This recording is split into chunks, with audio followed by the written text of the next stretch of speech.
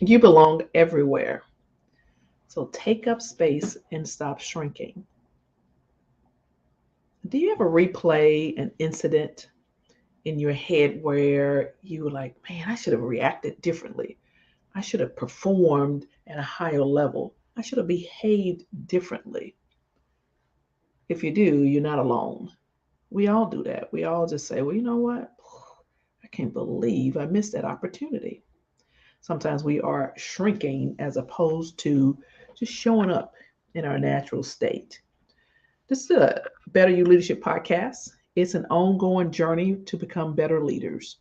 Ultimately, when women put some of these tips, techniques, and tactics in place, you're going to build your skills and your leadership capability, your capacity to do more, to lead, to help more people, to help yourself.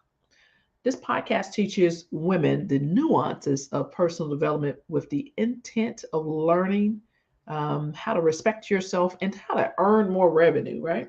So each week, I'm going to show up here and I'm looking for you. I'm a proven leader. I'm offering insights to help you on your leadership journey. And of course, I'm rooting for you. And I just want you to become a more trusted leader. That's what I want for you. So, do you find yourself shrinking a lot?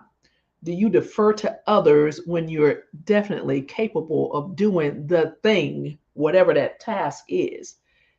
And my question really is that working for you? Is that working for you? Allow me to share 10 ways leaders show up, 10 ways leaders take up space instead of shrinking. What do leaders do? And of course, this is all about women leaders, right? So I'm talking about, hey, lady, hey, woman, hey, leader, hey, boss lady, hey, you, stop shrinking, right? So I'm going to share with you 10 ways to do that, to show up powerfully, right? And let's just make sure we're clear. This is not about you being mean or selfish or nasty or, you know, uh, taking over somebody else's role. This is literally about you learning how to lead yourself because that's what you're doing. You're leading yourself, you're leading others, you're leading organizations, you're leading projects, you're leading. So why are you shrinking? Right? So, number one is just sit at the table, like literally sit at the table. If you find yourself in a meeting setting and you are somewhere in the corner, crouched down, like, okay, don't see me. I don't know what I might add, or you might laugh at me, whatever that might be. No, literally, sit at the table. Position yourself to sit at the table so that you can participate, you can add value to the topic, you can be heard, or you can be challenged, you can be slapped down, not literally, but you can participate as opposed to walking into the room and automatically sitting in one of the outside chairs. So take a seat at the table. And so if you are, in your position or the length of time you've been at your company, your organization, then you are not expected to sit at the table like your boss is or some senior person.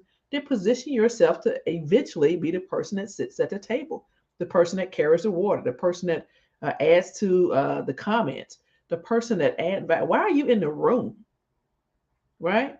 So sit at the table. That's number one.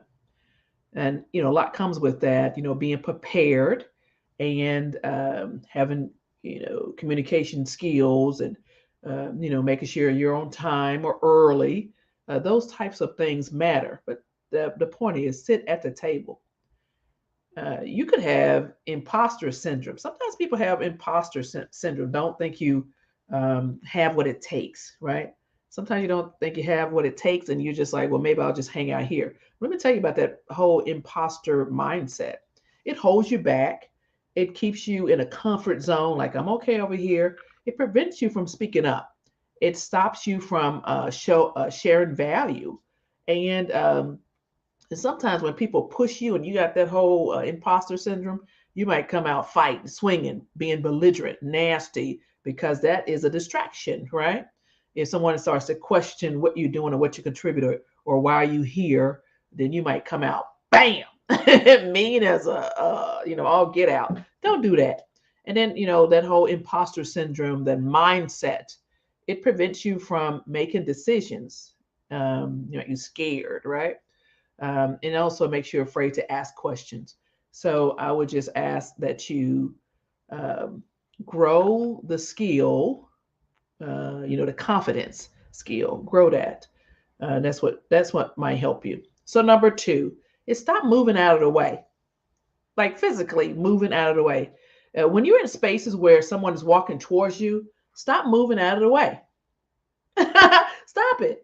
Unless it's a safety issue, someone's disabled, there's kids, pets, or some other scenario where you got to move, right? But otherwise, just stop moving out of the way.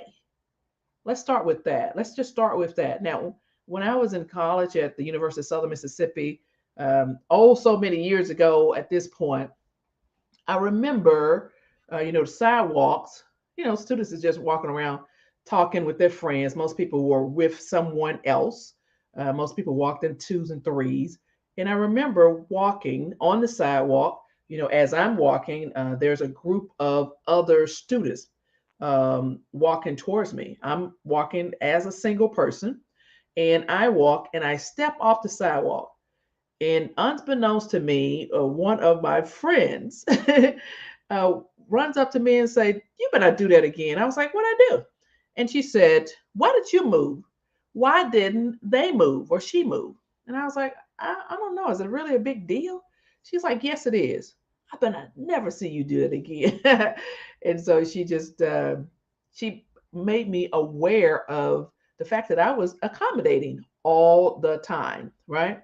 And so you better believe, like in the Walmart, just yesterday in the Walmart with my basket, people coming towards me, and I just continue because there were no kids, there was nobody disabled, there wasn't any pets, there wasn't any reason. So why am I deviating instead of you, right? So that's number two. Stop moving out of the way.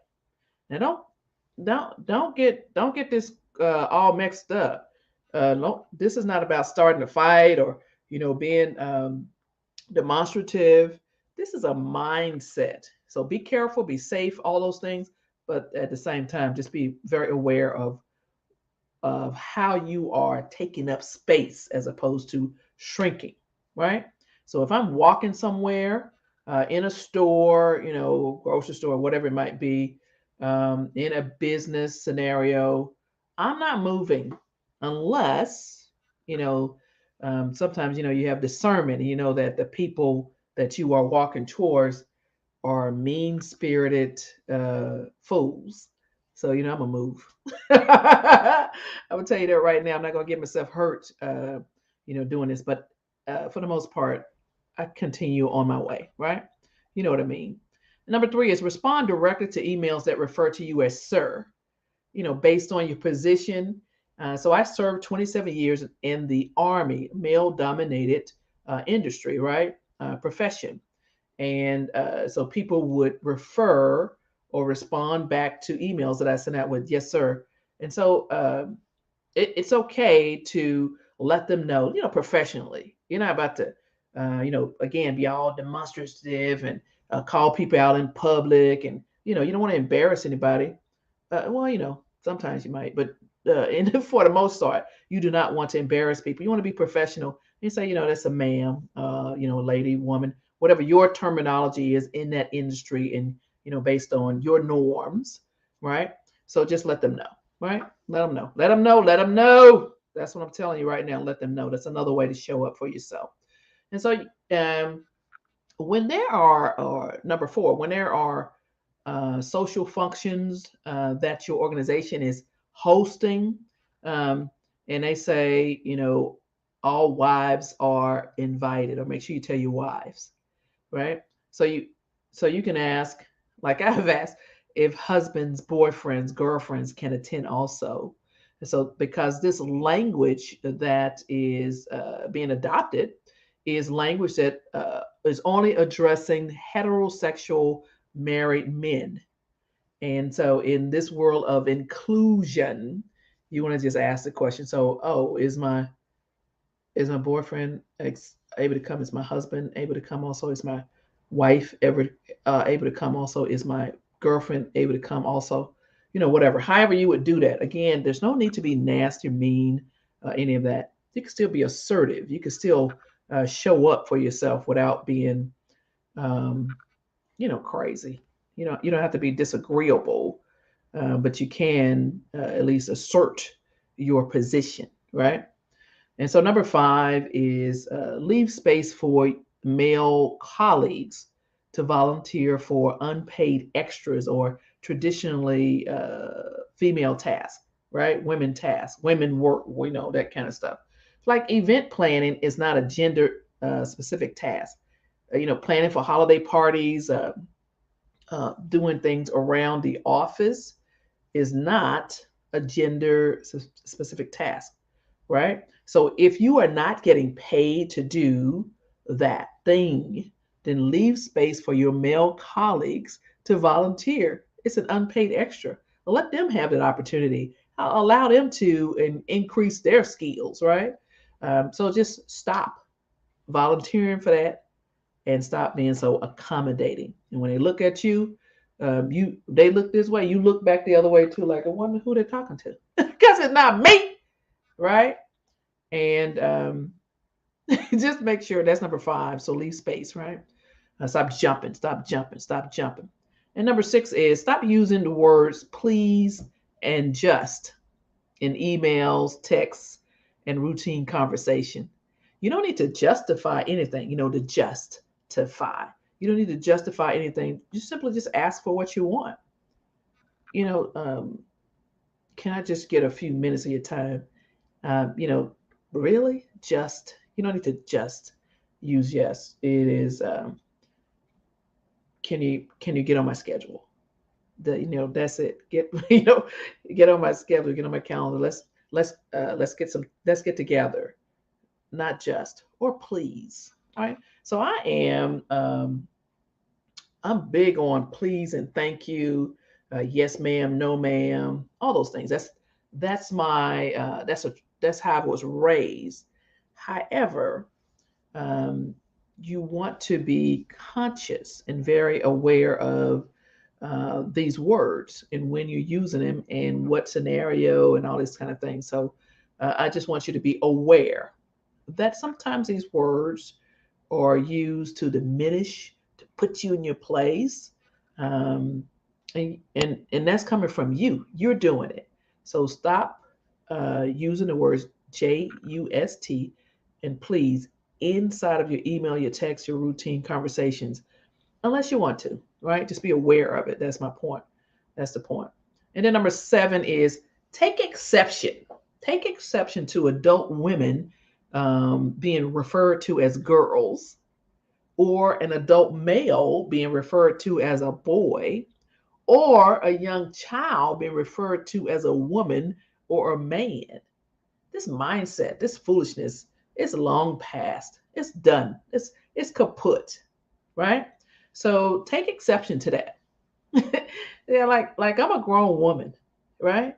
And so just know, and then listen to the people. Have your antenna go up when you are in a workspace, a work environment, social environment, wherever it is, and grown men, right? Because it's mostly going to be grown men, um, or sometimes women, are referring to adult women as girls. What do they get from that? What do they benefit from that? How is that helpful to the organization, the growth and development of the workspace, the people that are working there? What in the world, right? That is not respectful. It is not at all. So just take exception to that and respond accordingly. Number 8 is stop asking. Stop asking, and instead tell people what you want them to do. Again, you have to be nasty. This is not about um, any confrontation. This is not about being divisive. This is just like just ask. Just stop asking, rather, right? Stop asking. Just tell the people what you want. That's it. And so asking conveys an option when there's usually not an option. So why am I asking you? This same thing with your kids. This same thing with your pets, right? This is the same thing with your coworkers. This is the same thing with your peers. Just, just tell them what you want. Hey, pass me that pen, right? Pass. Thank you. Thank you is appropriate to say all the time. By the way, right? Thank you. You can even say please too. I'm not telling you not to say please. I'm just saying, look, just think about the mindset of the person who is always asking, who is always using the words just, who is always moving out of the way, who is always shrinking, right? Sitting in the corner, all that kind of foolishness. Number 9, show up for yourself, then serve others from the overflow. I love this, right? Show up for yourself, then serve others from the overflow. So stop being so darn accommodating. Prioritize your efforts, communicate with your boss, your peers, your team members, support and collaborate others, uh, after you've done your own work. After you have spent time meditating, determining how you want to spend your time. Show up for yourself, then serve others from the overflow. After you have paid your bills, after you have saved whatever your amount is, then you can give to other people. After you have volunteered in your own home, then you can volunteer somewhere else, right? Show up for yourself, then serve others from the overflow. This is huge. This is huge. This is huge, right? And then number 10 is develop and uphold boundaries. That's really what we're talking about, right? Develop and uphold boundaries. So you want to communicate effectively in writing and verbally, and be kind, be respectful, perform your duties excellently. Like whatever you've been hired to do, then do that, perform, and then always be a value, bring value. Always do that. So those are 10 ways um, for you to stop shrinking, right? Take up space. So, do you ever replay an incident in your head, wish you would have reacted differently or performed in a different manner or behaved differently? These 10 ways, 10 examples that I share with you might be helpful. They might prove helpful. I just know for me, they are very helpful. And I am, as my mother would want me to be, I'm kind, right? I'm kind. And at the same time, I'm taking up space. I'm taking up space. Even if you're sitting next to someone in a airplane, right? And you have the two seats right there. It just that whole elbow room. That elbow room makes a difference, right? For somebody to come and invade your space, they're going to use both. They're going to use both sides, and then they're going to lean in on your side. You don't know them. So for me, I was on a flight, we were masked up and all that kind of stuff on a flight, and a guy did that. He was like this and had spread all out and all this kind of stuff. He wasn't a big guy, in stature. He was a regular sized man, right? He was, and so I just put my arm on top of his, and finally he moved because I was like, who does that? What kind of foolishness is that anyway? It was a power move on his part, and then you know, I just shared with him. I just shared it. I just shared that elbow space with him. I wasn't mean or nasty or demonstrative. I just did it. So that's what I want you to think about. All of this is a part of leading yourself, and that's what we're doing, right?